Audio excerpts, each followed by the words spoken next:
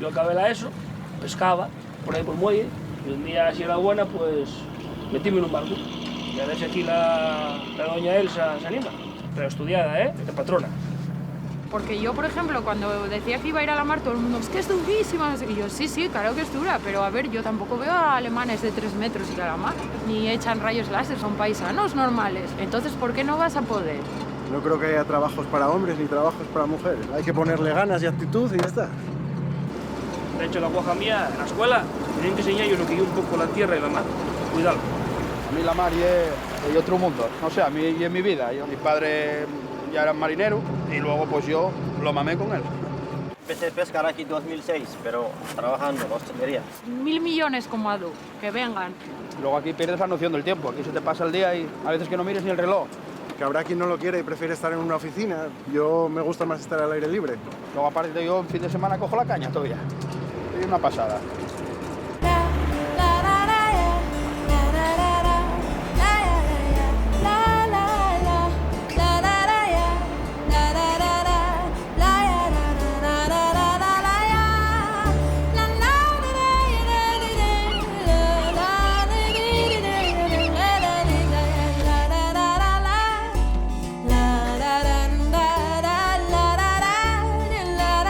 ¿Vas a ayudarme, eh?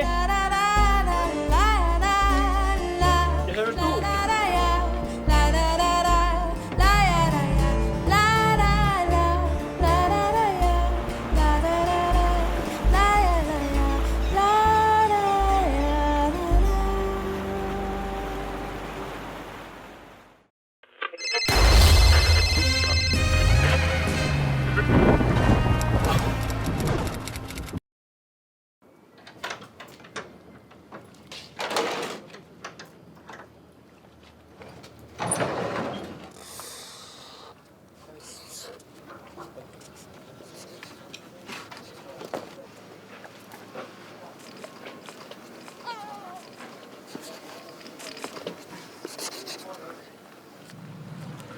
Yo acabé la ESO, pescaba por ahí por el muelle, y un día, si era buena, pues metíme en un barco. Y a ver si aquí la doña Elsa se anima. Pero estudiada, ¿eh? De patrona. Porque yo, por ejemplo, cuando decía que iba a ir a la mar, todo el mundo, es que es durísima. Y yo, sí, claro que es dura, pero a ver, yo tampoco veo a alemanes de 3 metros ir a la mar, ni echan rayos láser, son paisanos normales. Entonces, ¿por qué no vas a poder? No creo que haya trabajos para hombres ni trabajos para mujeres. Hay que ponerle ganas y actitud y ya está. De hecho, la guaja mía, en la escuela, tenían que enseñar yo lo que yo un poco la tierra y la mar. Cuidado. A mí la mar es otro mundo. No sé, a mí y en mi vida. Mi padre ya era marinero y luego pues yo lo mamé con él. Empecé a pescar aquí en 2006, pero trabajando en hostelería. 1.000 millones como Adu, que vengan. Luego aquí pierdes la noción del tiempo. Aquí se te pasa el día y a veces que no mires ni el reloj. Que habrá quien no lo quiere y prefiere estar en una oficina. Yo me gusta más estar al aire libre. Luego aparte yo en fin de semana cojo la caña todavía. Es una pasada.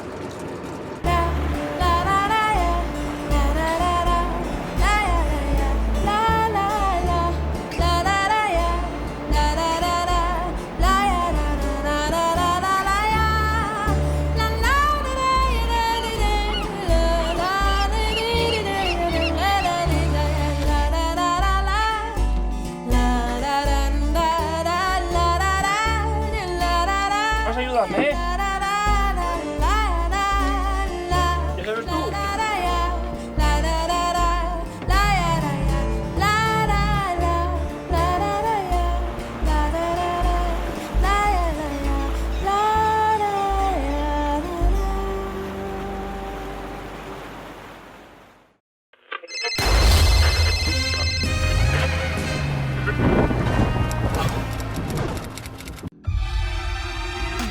Subimos a lo más alto para llegar hasta ti.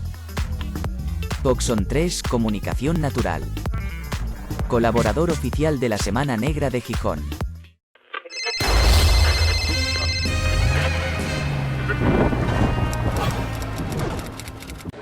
Que parte de un recuerdo. El próximo noviembre, el 3 de noviembre, se cumplirán 81 años de la muerte de Manuel Azaña en el exilio. Para entonces, y ya en los años posteriores, en las décadas siguientes, durante el franquismo, su memoria se fue pervirtiendo por parte de los vencedores de la Guerra Civil hasta el punto de distorsionarla, de caricaturizarla, de denigrarla, y por esa razón Cipriano Rivas Cherif, que era cuñado de Azaña, era marido de su hermana, que fue condenado a muerte al acabar la Guerra Civil, al que se conmutó la pena de muerte por pena de cárcel, empezó a escribir en la cárcel del Dueso un libro, una biografía de su cuñado fallecido en Montauban, que diera cuenta de quién había sido realmente Manuel Azaña. Ese libro se publicó en México en el año 67, si no recuerdo mal, cuando Rivas Cherif pudo abandonar España, se exilió en México y allí vivió y allí lo publicó.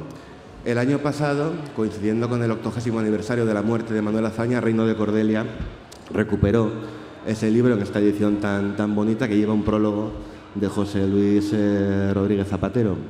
Y queríamos hablar de ese libro y queríamos hacerlo con Zapatero, no porque sea su prologuista solo, y con Adrián Barbón, porque se trata de dos personas que desde diferentes generaciones son herederas políticas e ideológicas de Manuel Azaña, del legado de Manuel Azaña, del ideario de Manuel Azaña. Adrián Barbón, que fue alcalde de La Viana desde 2008 a 2017 y que preside el Principado desde 2019 y esperemos que por mucho tiempo más, ha podido demostrar en estos 3 años que lleva en el cargo cómo los valores de compromiso social, de compromiso con las personas, de velar por una sociedad realmente justa e igualitaria, conformaban el eje básico de su política en unos momentos muy complicados en los que las circunstancias que todos sabemos vinieron a poner en peligro cosas que en otras zonas de España se han ido perdiendo y que aquí en Asturias tenemos y seguiremos teniendo seguramente garantizadas. José Luis Rodríguez Zapatero fue presidente del Gobierno de España de 2004 a 2011 y me gusta reivindicarlo por varias cuestiones que voy a enumerar. Hoy es 9 de julio, hoy se celebra en Madrid el Día del Orgullo y Zapatero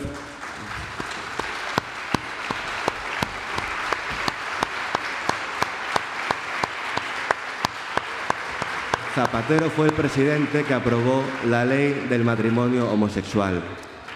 Fue también el presidente que aprobó la primera ley de memoria histórica que hubo en este país, que hay en este país.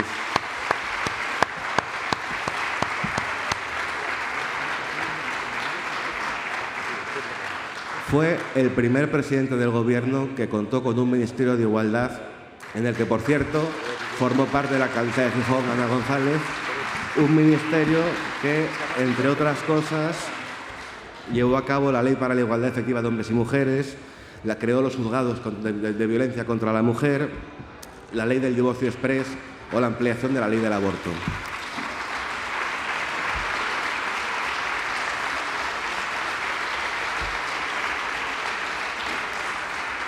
Zapatero aprobó la Ley de Dependencia, creó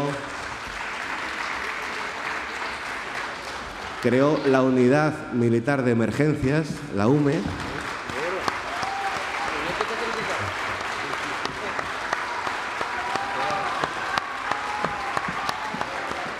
y ahora que se cumplen 25 años del triste asesinato de Miguel Ángel Blanco, quiero recordar que bajo el mandato de Zapatero, ETA dejó la violencia.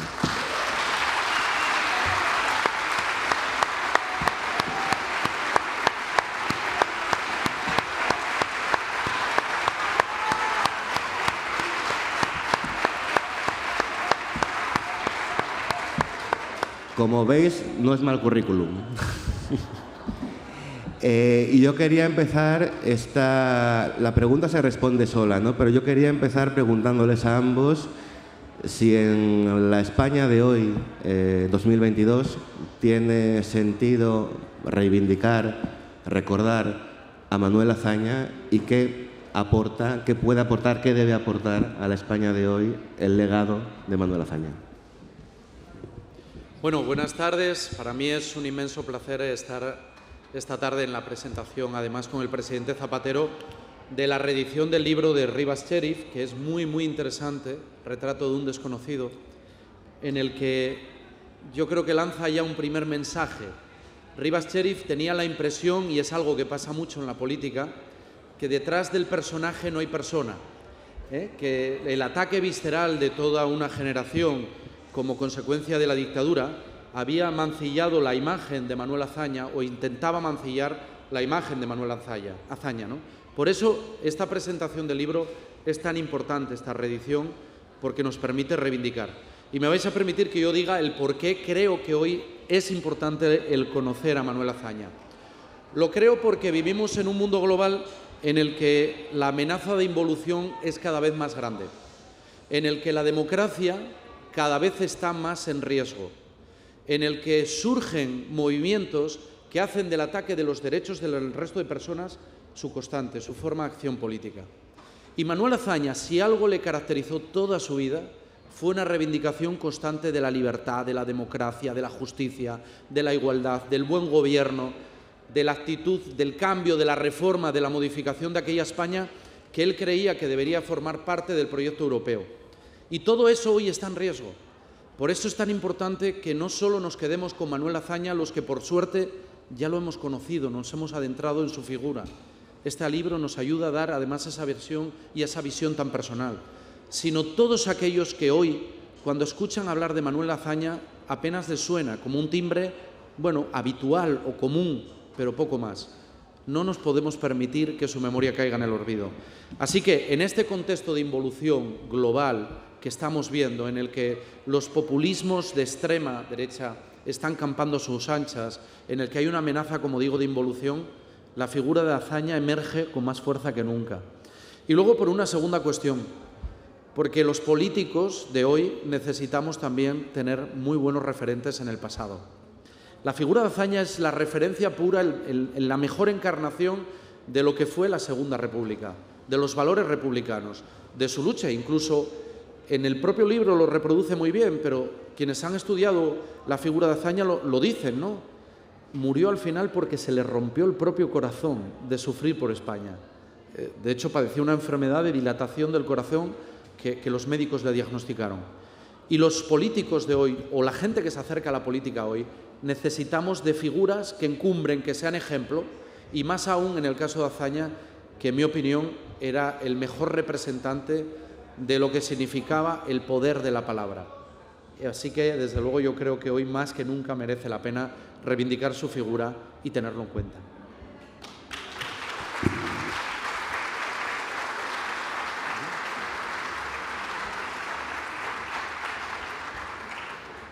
Muchísimas gracias. Muchas gracias, Miguel, por tus cariñosas palabras, también por su afecto. Es para mí una satisfacción estar con el presidente Adrián Barbón, porque cuando uno tiene una forma de ver la vida, de pensar, que la ha aprendido desde muy joven, de compañeros y compañeras veteranas, defensoras del pensamiento socialista, del pensamiento de la izquierda, que nos siguen dando lecciones con 103 años.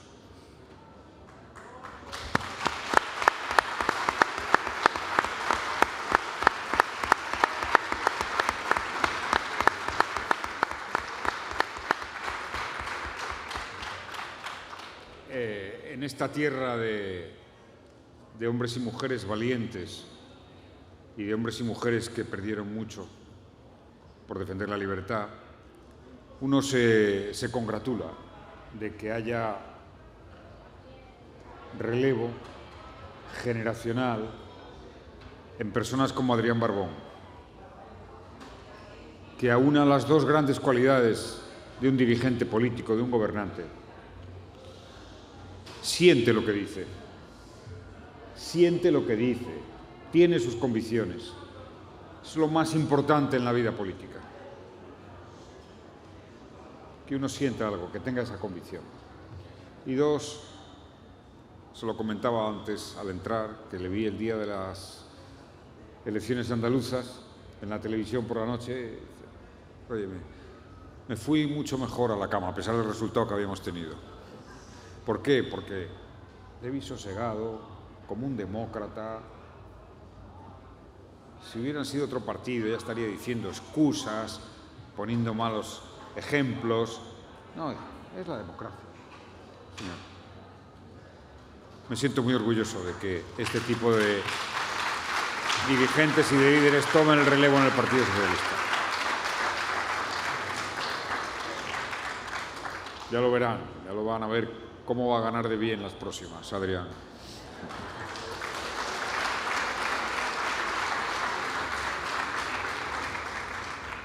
Azaña. Recordarle precisamente en esta fecha, lo decía Miguel con acierto, en esta fecha donde se nos cruzan dos sentimientos tan intensos como es el Día del Orgullo y el día que recordamos a Miguel Ángel Blanco. ¿Qué pensaría Azaña? Azaña que es el político más republicano de la historia moderna y contemporánea. El político que más abrazó los valores ilustrados de la racionalidad. El político que más defendió y luchó por un país de leyes y no por un país de morales, no por un país de supersticiones. El político que más abrazó una idea profunda de España, patriota, de una patria de todos, no de una patria para excluir, ni de una patria de patriotas superiores y patriotas inferiores. Azaña, el político más europeísta de su generación, siempre atento y pendiente, siempre consciente y defensor de que el futuro de España sería un futuro en Europa y con Europa. Azaña, historiador. Azaña, novelista. Azaña, intelectual. Él afirmó que la política es el estadio más elevado de la cultura. Y bien podríamos decir que Azaña es el político más culto de nuestra historia. Creo que es un justo homenaje. Si Azaña no despierta interés, atención, respeto, es que nuestro país ha perdido o pierde inquietud, lucidez, amor al bien, convicciones democráticas. Destaca en Azaña su ética,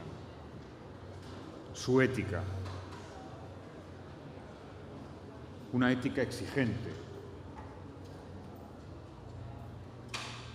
No era muy partidario de los compadreos ni de las concesiones. Exigía porque se exigía a sí mismo. El Azaña orador.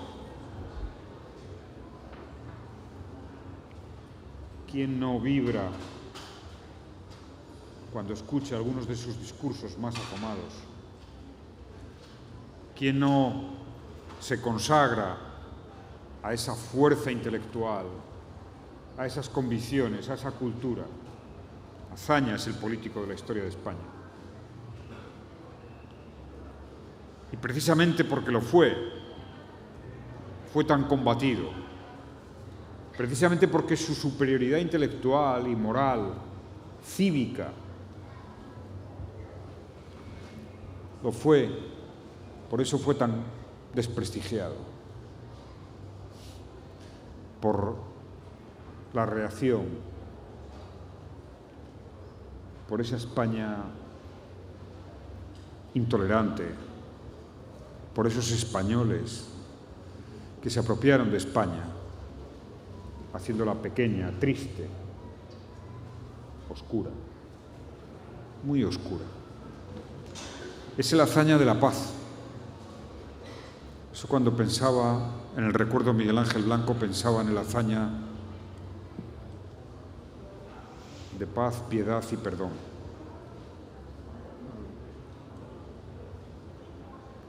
Miguel, amigas y amigos, en el recuerdo a Miguel Ángel Blanco, que todos llevamos en lo más profundo de nuestro rechazo radical a la violencia, a toda violencia, está también el fundamento de este tiempo, Pensando en hazaña, podríamos recordar que desde hace 10 años que ETA abandonó la violencia armada, España vive su periodo de 12 años sin violencia política. Alcaldesa, me alegro de verte. Su periodo de 11 años sin violencia política después de 2 siglos ininterrumpidos de violencia política en España.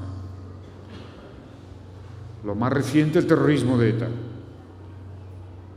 que denigró nuestros avances. Antes la dictadura violenta por antonomasia, la guerra civil, las insurrecciones, los golpes de Estado, las revoluciones inconclusas, utópicas. 2 siglos de violencia política. Y apenas 11 años sin violencia política en España. Este es nuestro homenaje a hazaña. Este es nuestro recuerdo a hazaña. Los hombres y mujeres libres, que se sienten libres y que aman la libertad en este país, no tienen ningún problema con la memoria. La democracia es memoria.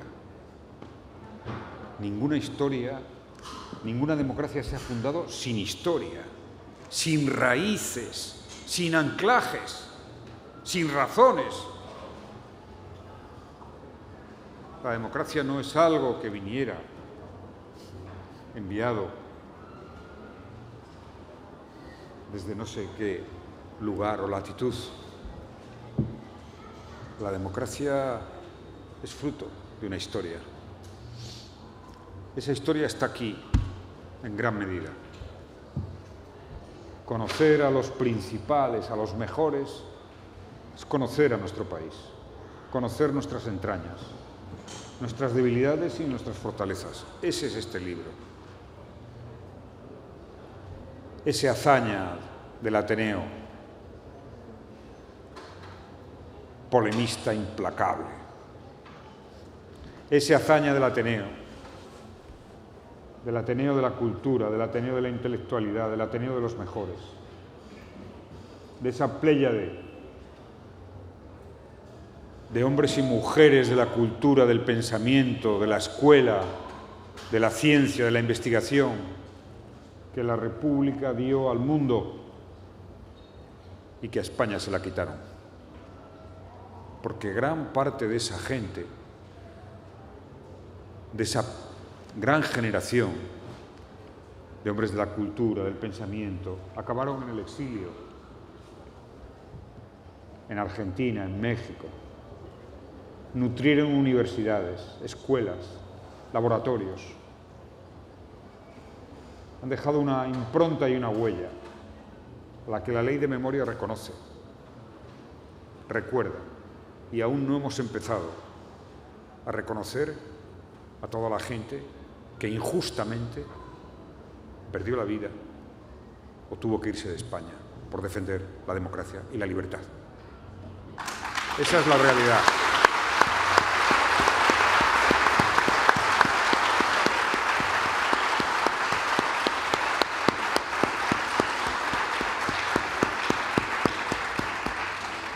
Que lo decía el poeta Juan Gelman. Lo decía Juan Gelman, ese poeta argentino que también sufrió las consecuencias de la dictadura argentina. El problema de la desmemoria no es el olvido El problema de la desmemoria es la injusticia. Es la injusticia.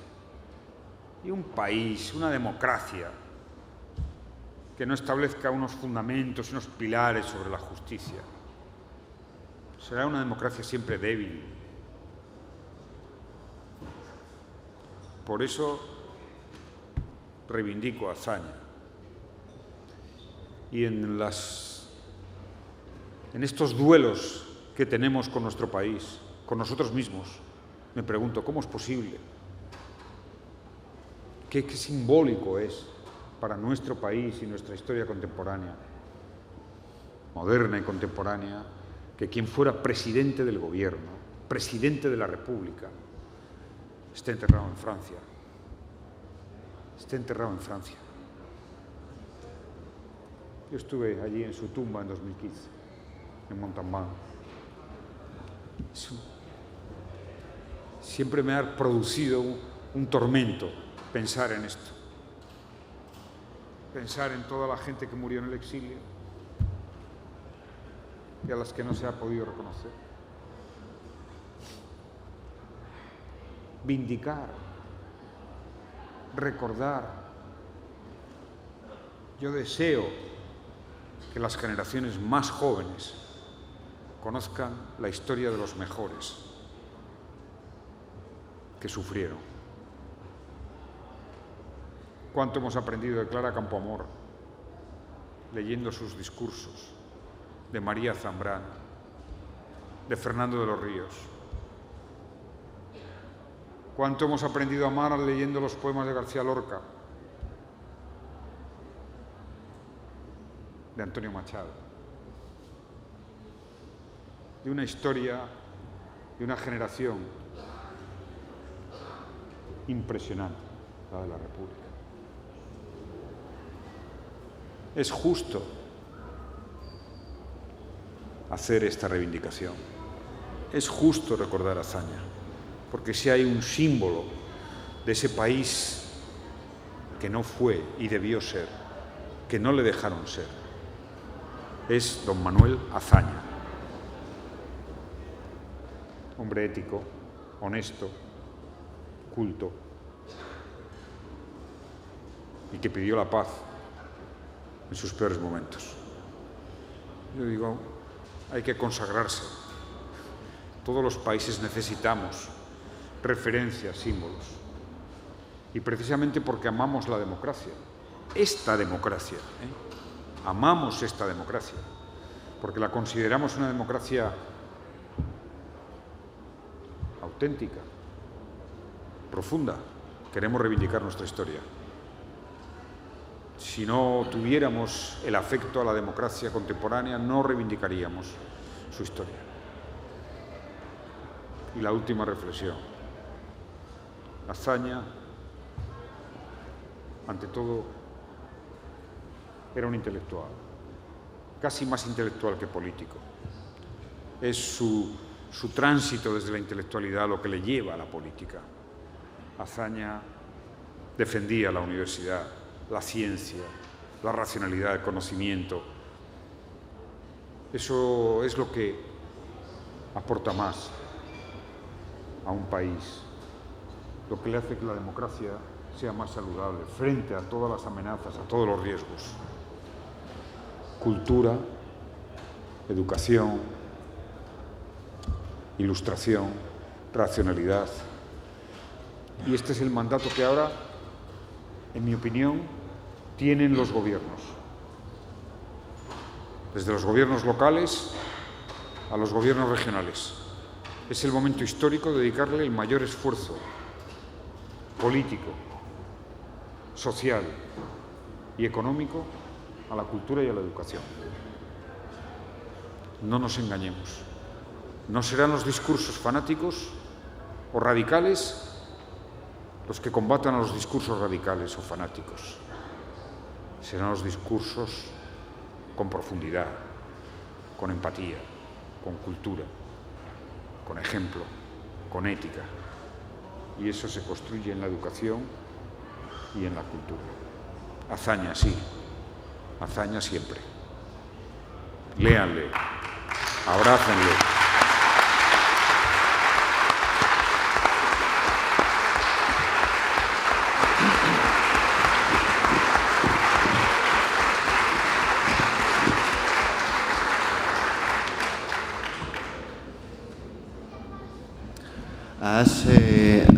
Habéis hablado de compromiso, has empleado la expresión intelectual comprometido. Hay una cosa que es a la vez hermosa y estremecedora en la vida de Azaña, es el modo en que parece que la historia lo va empujando, ¿no? El modo en que parece que es su compromiso que le va llevando a tomar posiciones o actitudes o a ocupar lugares que no pensaba ocupar en principio.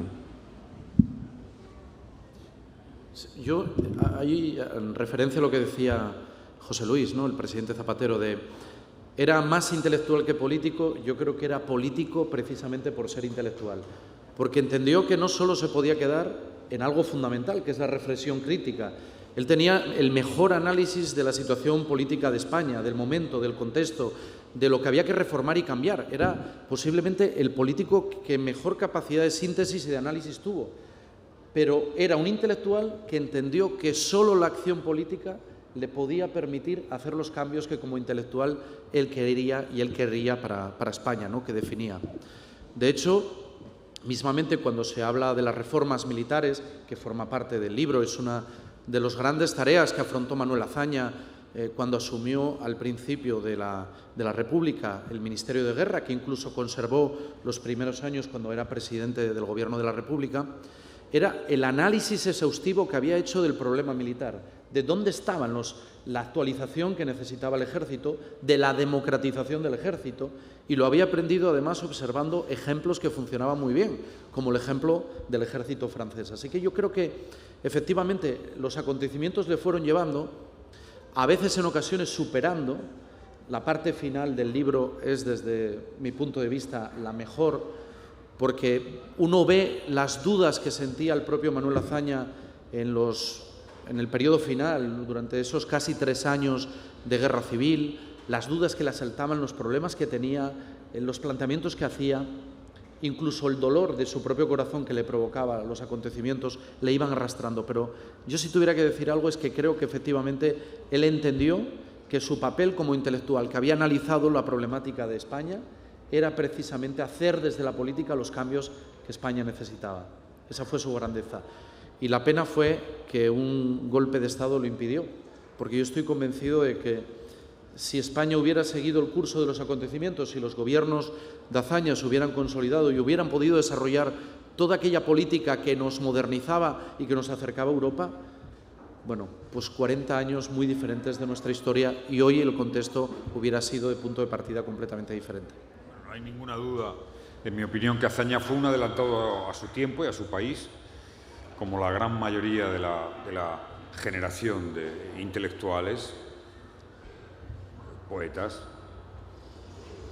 profesores que tuvimos, la Institución Libre de Enseñanza, una Clara Campoamor, María Zambrano, adelantadas a su tiempo.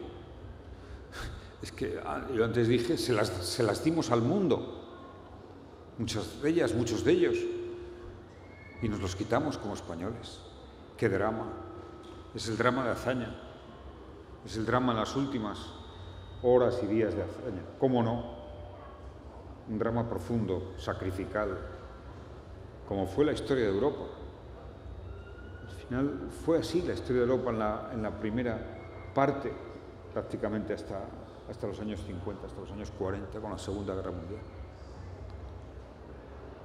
Y esto sí es una reflexión que nos debe de advertir, es decir, de angustiar, pero no podemos olvidar que tenemos síntomas, algunos de ellos, parecidos por preocupantes por parecidos a lo que pasó en los años 30. Algunos. Nunca se repite la historia, pero hay en este tiempo riesgos, incertidumbres, reacciones. No hay más que ver lo que pasa en la primera democracia del mundo, la crisis tan profunda que vive esa sociedad. Y siempre que hemos intentado recuperar terreno, abrir nuevas vías, mantener los derechos, yo me siento hoy en el Día del Orgullo tan orgulloso, ¿no?, de ver que hasta, o sea, si al PP se le critica que no pone la bandera, pues salen y se defienden. Y dicen, no, el orgullo también, nosotros queremos el orgullo, estamos, ¿no? Si casi se ha convertido el Día del Orgullo en la fiesta nacional. Lo cual, realmente, para lo que era este país es impresionante. Es decir, ¿cómo se ganó esa batalla? Cultural. Hablando, diciendo, transmitiendo los sentimientos. De ahí que tenemos que hablar todo el día, una conversación permanente con la sociedad, desde la educación, desde la cultura. Esos son los espacios en los que tenemos que tener una presencia muy clara. Y ese compromiso, claro que ese compromiso. Entonces, fíjense que siempre hay dos mensajes para frenar el curso de la historia. Denostar la política o decir que todos los políticos son iguales. A mí no me lo van a decir, ¿eh? Yo no lo acepto ni lo asumo. O sea, yo a algunos de los que han estado donde yo he estado no me parezco. Lo siento. Pero no es verdad. Denostar la política, siempre hay detrás un objetivo, que es que otros discursos, otros poderes, otros manden tanto o más que los que votamos cuando vamos a unas elecciones en una autonomía, en el gobierno de España. No tengan ninguna duda, es así. La democracia es lucha por la democracia. La democracia no llega un día y ya está, no. Es cada día la democracia. ¿Por qué? Porque la igualdad es difícil, porque siempre hay quien no querrá la igualdad. Porque la libertad, algunos la quieren solo para ellos, para que sea más grande esa libertad. Para ellos. Pero sí ha sido la historia. Pero yo tengo una fe indeclinable en ese progreso. Se ha ganado siempre con la educación, siempre con la cultura. Hace unos días estaba en el corazón del indigenismo boliviano, en el lago Titicaca, a 4.000 metros de altitud, corazón del pueblo aymara. Y tomó la palabra un dirigente, un líder indígena, y dijo: somos un pueblo milenario, sabemos de dónde venimos y sabemos dónde queremos ir. Mis padres no pudieron aprender ni a leer ni a escribir. Yo tuve la posibilidad de ir a la escuela, básicamente. Mis hijos están en la universidad. Ya no nos van a engañar más. Ya no nos van a engañar más. Eso es la educación y la cultura.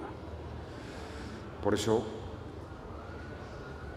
reivindiquemos a gente que dio por la cultura, por la educación, por el amor al intelecto, al talento, a la razonabilidad, al sentido común, a la ciencia, al conocimiento. Lo dio todo por ello. Le falló parte del país. No falló Azaña, falló una parte del país que ni lo aceptó, ni lo entendió, lamentablemente no lo entendió, ni lo quería. No quería un país para todos, no quisieron un país de la cultura y de la ciencia. Por eso, cultura y educación. Yo, al hilo de lo que dice José Luis, hay una cosa que además en el libro también se destaca, y es que antes decía, Azaña era el intelectual que a través de la política quería cambiar las cosas. Hay políticos, sin duda, que tienen una visión de las cosas, pero no todos los políticos son capaces de transmitir la visión de las cosas que tienen. Y esa era otra gran virtud de Azaña. Cuando se habla, por ejemplo, de los discursos en campo abierto, que fue una serie de discursos de reanimación, de recuperación de la República en un contexto en el que estaba siendo amenazada, ¿no?, por quienes querían acabar con ella, desde dentro además, en esos discursos que llegó a reunir en algunos casos cientos de miles de personas, es decir, no hay ningún otro acto en la historia de este país que haya reunido tanta gente como reunía Manuel Azaña, por ejemplo, pienso el de Valencia o pienso en las afueras de Madrid. Todos estos, lo importante era que las personas que asistían a esos actos salían convencidos, salían con una visión clara del país, de qué era, hacia dónde les quería llevar o dónde quería que fueran todos con Manuel Azaña. Y eso es importante porque, digo, hay muchos políticos que puedan tener una visión o que puedan tener proyectos o que puedan tener planteamientos, pero son muy pocos los que son capaces de movilizar de la manera que hacía Manuel Azaña. Por eso, un dato no menor, la primera edición de este libro, Retrato de un desconocido en España, no fue como otros muchos libros en el 73, 74, no, plenamente postconstitucional, ya se había aprobado la Constitución española, porque hasta ese nivel había llegado ese ataque permanente a su figura.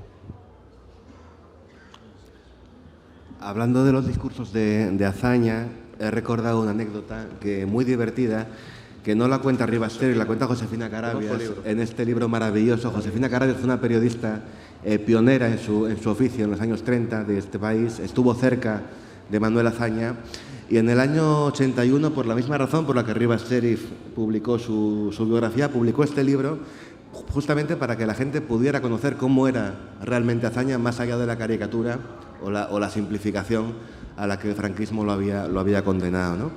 Ella cuenta que en el año 30, creo que es, al final del reinado de Alfonso XIII, hay un mitin republicano en la Plaza de Toros de Madrid, que no era Las Ventas, estaba donde el Palacio de los Deportes de Goya, a esta hora.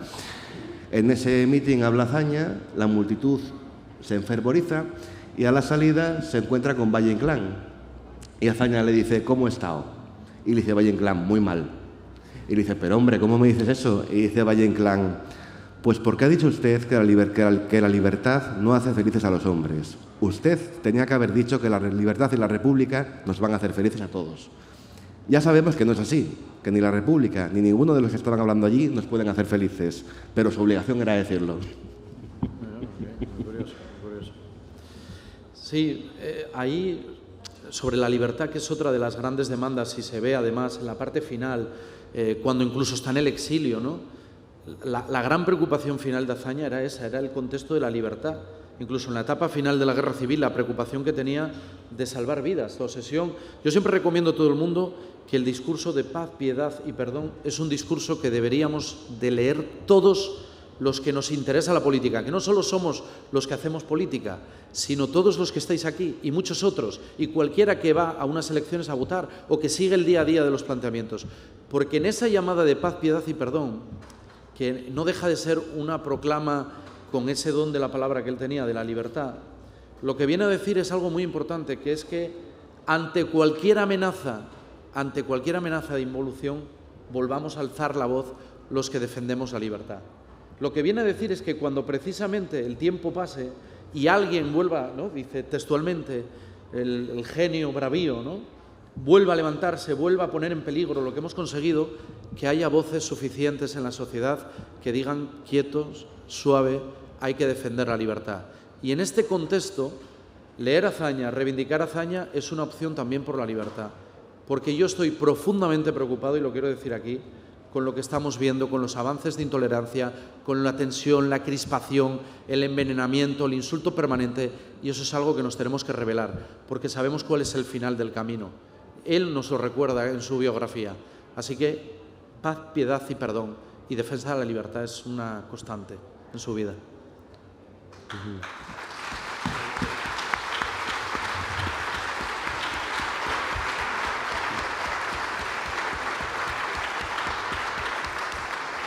Me parece muy relevante porque a mí me afecta muy en el fondo de mi pensamiento y de mi vivencia en las responsabilidades que he tenido.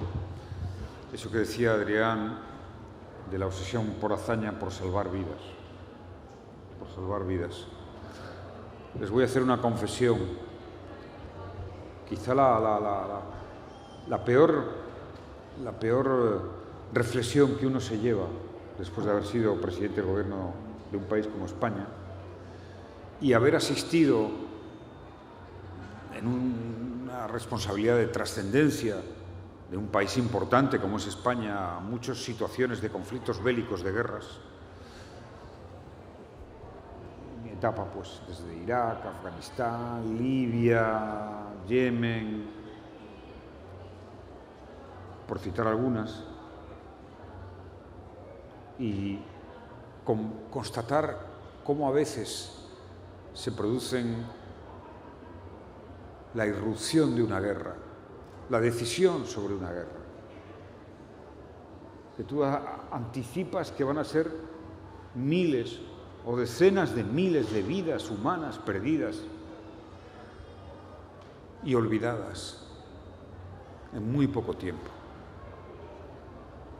Uno tiene la sensación de que nuestra imperfección en la política sigue siendo muy alta. Reflexionaba estos días en algún foro, querido presidente, cómo es posible que hayamos logrado un avance tan decisivo con las vacunas. Una vacuna que se ha logrado prácticamente en un año ante una pandemia tremenda, como todos sabemos. Esta vacuna, hasta hace 5 años, nos habría costado 8 o 10 años, según todos los especialistas. Y el avance de la ciencia es impresionante por salvar vidas. Imagínense lo que sería en estos momentos si aún no tuviéramos vacuna. Hemos hecho ese juego contrafáctico. Sería devastador lo que habría pasado en España y en el mundo. Y sin embargo yo me atormentaba y decía, ¿cómo es posible que la ciencia nos esté hablando ya de vacunas en meses ante cualquier tipo de virus? Longevidad por no solo ella, sino mucha gente por encima de los 100 años. Qué bien. Y sin embargo la guerra, la violencia política, la destrucción sigue y todavía resurge con fuerza. Cómo la política no evoluciona, no avanza tanto como la ciencia. Que les puedo asegurar que esa es la frustración mayor de mi tiempo y de mi etapa, de ver cómo caían los misiles y que detrás no iba a haber nada. En muchos países, para esas vidas, miles y miles de vidas humanas, ni recuerdo, ni memoria. Es decir, no nos podemos sentir orgullosos de nosotros mismos como especie, después de haber vivido además el siglo XX que vivimos. Y les puedo decir que la historia es en esto muy clara. Este es un momento para una gran movilización ciudadana, social, porque todas las conquistas han sido fruto de movilizaciones sociales. Sin movimiento feminista no había derechos de la mujer. Sin movimientos LGTB no habría matrimonio igualitario. Sin las sufragistas, qué bien me caen las sufragistas, qué majas, no habría habido voto para las mujeres. Esta es así. Sin los sindicatos no habría habido jornada de 40 horas, ni derechos laborales, ni pensiones. Estamos de acuerdo, ¿verdad? Pues ahora nos estamos jugando el futuro de la humanidad, de que el siglo XXI se parezca al siglo XX, en su primera mitad de siglo. Y si no hay una reacción de la sociedad internacional, de la ciudadanía, diciendo de dónde vamos,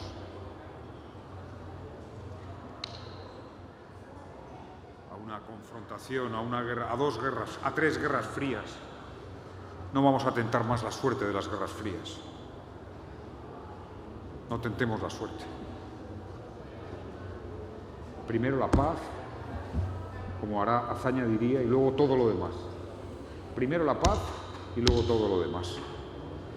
Si no, tendremos extraordinarias dificultades para ver que ese progreso que ha habido extraordinario, gracias a la ciencia, gracias a la ciencia ante todo, y a la cultura y a la educación. Ustedes se fijan, ¿qué es lo que más ha cambiado en el mundo? ¿Qué es lo que hace que los países sean más o menos ricos? La educación. ¿Qué es lo que ha cambiado de la España del principio del siglo a esta España del siglo pasado, donde el analfabetismo llegaba al 80%? la educación. ¿Cuáles son los países con más renta per cápita del mundo? Salvo los que tienen petróleo como Arabia Saudí. La educación. La educación y la cultura. Y tenemos que construir una educación para la paz. Sí, hemos progresado mucho moralmente como especie, pero no debe ser una utopía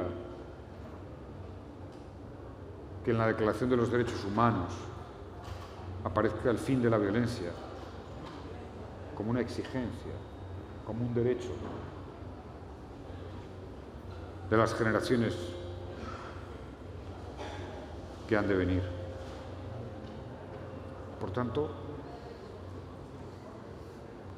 confío que la pandemia y la dureza de la guerra, que a tanto nos angustia, quizá nos hace aislarnos, quizá queremos evadirnos por todo lo que nos ha afectado, no haga que olvidemos cuál es la tarea más importante en esta difícil coyuntura internacional, que es la paz y no el conflicto, y que podamos reconocernos en ello. Eso me hazaña. Siempre vuelvo a hazaña cuando decía que había que intentar ante todo salvar vidas. Es verdad, yo lo he vivido, lo he comprobado. Qué angustia se te queda cuando sabes que empiezan las hostilidades en un país, que siempre que empiezan pues acaban peor. De hecho, pese a la leyenda auspiciada por la derecha, por cierta parte de la derecha, de que fue la izquierda quien empezó la guerra civil, Azaña se esforzó hasta el límite para evitar llegar a esa situación, ¿no? Negociar la paz, siempre quería negociar la paz. Bueno, de hecho, en el libro también figura todos los intentos que él intentó hacer de negociación, de que pudiera el ponerse punto y final a la guerra. Pero aquí quiero recordar lo que decía Franco. Franco no admitía que hubiera ningún tipo de acuerdo que pusiera fin a la guerra civil entre ambos bandos, sino todo lo contrario. Él no quería la paz, él quería la victoria, él quería la imposición sobre los demás, él quería acabar con la democracia. Y frente a eso, Azaña lo que creía es que en el campo de la democracia todo el mundo cabía.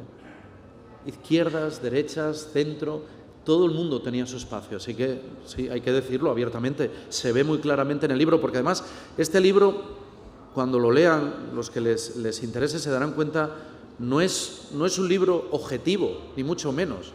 Y no lo puede ser por la sencilla razón de que lo hace alguien que tenía un profundo amor personal por Manuel Azaña. Era su hermano de vida, su mejor amigo, su referencia, por el que conoció luego a la que sería su mujer, sería luego su cuñado, ¿no? Pero se ve claramente cómo el dolor que tenía el presidente Azaña era el intentar lograr por todos los medios parar la contienda para que todos en el marco de la libertad pudieran tener espacio para votar, para elegir, para decidir, pero salvando las vidas, sí, desde luego. Completamente. Azaña, estos días...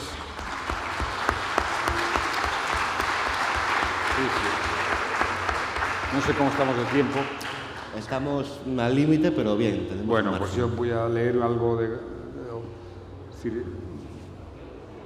El que me conoce, y mucho más estimulado por Azaña en este debate, sabe que mi obsesión es la paz, la no violencia. Es el empeño mayor de mi actividad, de mi acción política. El ideal que abrazo con más convicción, con más compromiso, con más determinación.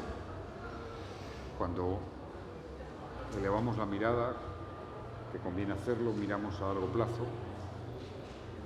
reflexionamos sobre lo que somos, el sentido ese que hablábamos antes del universo y de la especie. Yo quiero terminar con algo que escribió Gabriel García Márquez.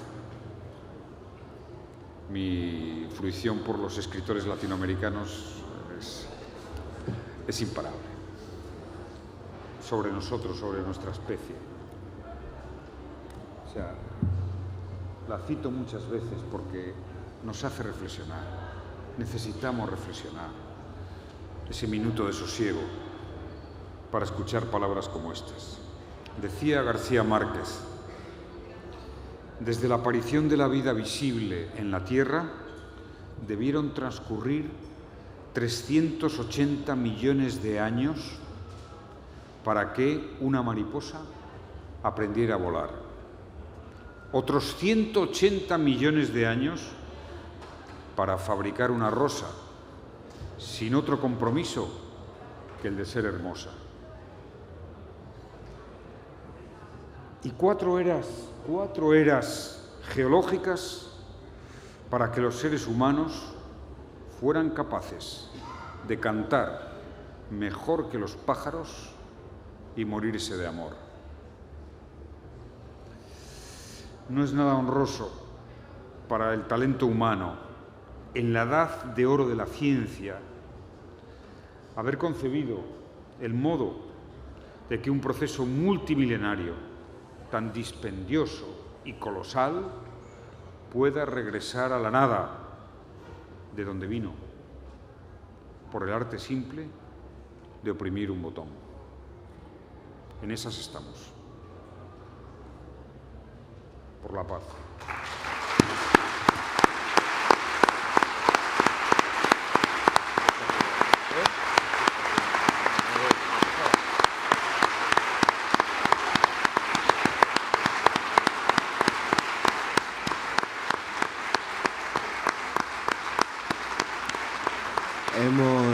Hemos llegado ya al límite del tiempo, si no queréis añadir. Solo una cosa final que me encanta leer siempre, porque esta no la van a encontrar en el libro, y tiene una explicación, el porqué. Cuando Azaña muere, el 3 de noviembre de 1940, Rivas Sheriff está ya detenido en España y reconstruye la última etapa final de la enfermedad de Manuel Azaña gracias a las cartas que su hermana Dolores, a la que pide, insiste, escríbemelo todo tal y como fue, cualquier recuerdo por pequeño que sea. Pero hay un recuerdo que ella no le transmite y por tanto no figura en el libro, pero es muy importante por lo que significa. Azaña muere protegido por el embajador mexicano y cuando muere, lógicamente los españoles que estaban en el exilio francés, hay que pensar ya que estamos en la ocupación alemana, bueno, pues quieren organizarse para rendirle la despedida de vida a Manuel Azaña, el presidente de la República, al hombre que encarnó la República. Y cuando hablan con el prefecto francés, el responsable de la seguridad, quería impedir el entierro lo primero. Y en segundo lugar, impidió expresamente que la bandera republicana figurara sobre el cadáver, sobre el féretro de Manuel Azaña. De hecho, Manuel Azaña decía que su blasón presidencial, que lo había guardado para que figurara como mortaja. Y ante eso dijo algo el embajador mexicano que a mí me quedó grabado, que fue lo siguiente: no voy a, porque el prefecto le decía que lleve la bandera actual española, la franquista, era en aquel momento. El embajador dijo que en modo alguno, y dijo, le cubrirá entonces la bandera mexicana. Para nosotros, los mexicanos, será un privilegio. Para los republicanos, una esperanza. Y para ustedes, es decir, para todos los que lo traicionaron, una dolorosa lección. Azaña sigue siendo hoy una esperanza.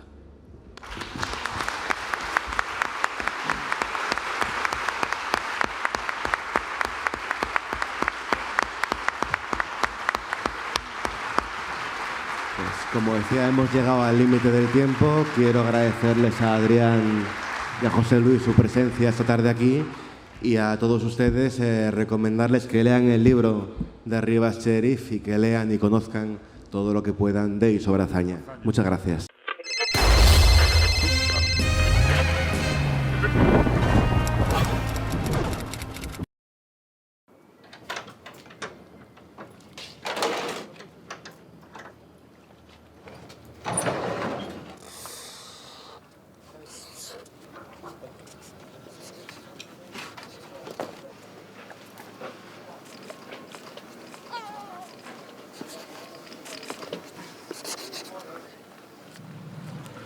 Yo acabé la ESO, pescaba por ahí por el muelle, y un día, si era buena, pues metíme en un barco. Y a ver si aquí la doña Elsa se anima.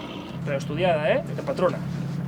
Porque yo, por ejemplo, cuando decía que iba a ir a la mar, todo el mundo, es que es durísima. Y yo, sí, sí, claro que es dura, pero a ver, yo tampoco veo a alemanes de 3 metros ir a la mar, ni echan rayos láser, son paisanos normales. Entonces, ¿por qué no vas a poder? No creo que haya trabajos para hombres ni trabajos para mujeres. Hay que ponerle ganas y actitud y ya está. De hecho, la guaja mía, en la escuela, me tienen que enseñar yo lo que es un poco la tierra y la mar. Cuidado. A mí la mar es otro mundo. No sé, a mí y en mi vida. Mi padre ya era marinero y luego pues yo lo mamé con él. Empecé a pescar aquí en 2006, pero trabajando en hostelería. 1000 millones como Adu, que vengan. Luego aquí pierdes la noción del tiempo. Aquí se te pasa el día y a veces que no mires ni el reloj. Que habrá quien no lo quiere y prefiere estar en una oficina. Yo me gusta más estar al aire libre. Luego aparte yo en fin de semana cojo la caña todavía. Es una pasada.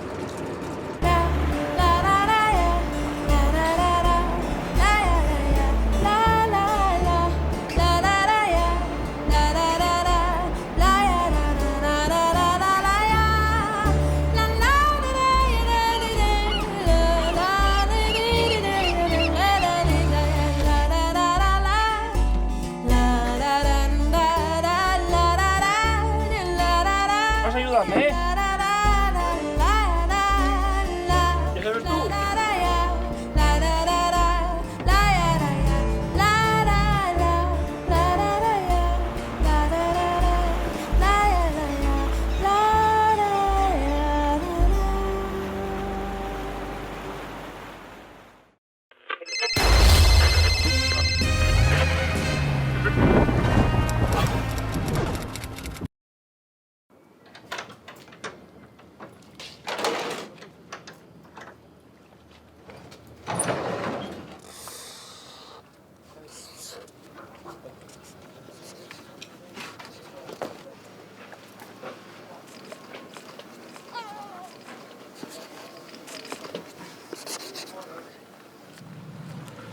Yo acabé la ESO, pescaba por ahí por el muelle, y un día, si era buena, pues metíme en un barco. Y a ver si aquí la doña Elsa se anima. Pero estudiada, de patrona. Porque yo, por ejemplo, cuando decía que iba a ir a la mar, todo el mundo, es que es durísima. Y yo, sí, sí, claro que es dura, pero a ver, yo tampoco veo a alemanes de 3 metros ir a la mar, ni echan rayos láser, son paisanos normales. Entonces, ¿por qué no vas a poder? No creo que haya trabajos para hombres ni trabajos para mujeres. Hay que ponerle ganas y actitud y ya está. De hecho, la guaja mía, en la escuela, me tienen que enseñar yo lo que es un poco la tierra y la mar. Cuidado.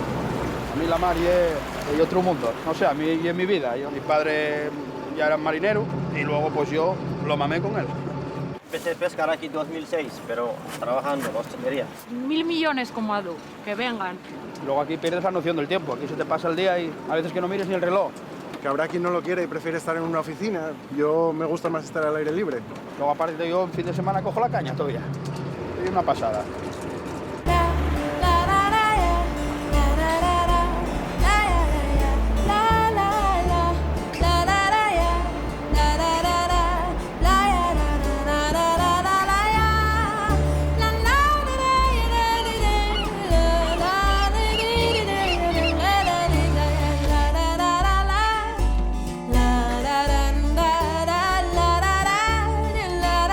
¿Vas a ayudarme,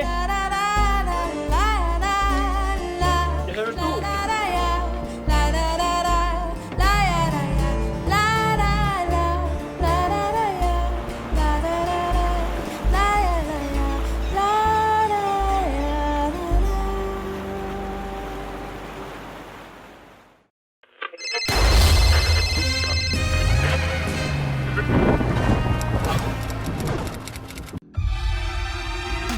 Subimos a lo más alto para llegar hasta ti. Coxon 3 Comunicación Natural. Colaborador oficial de la Semana Negra de Gijón.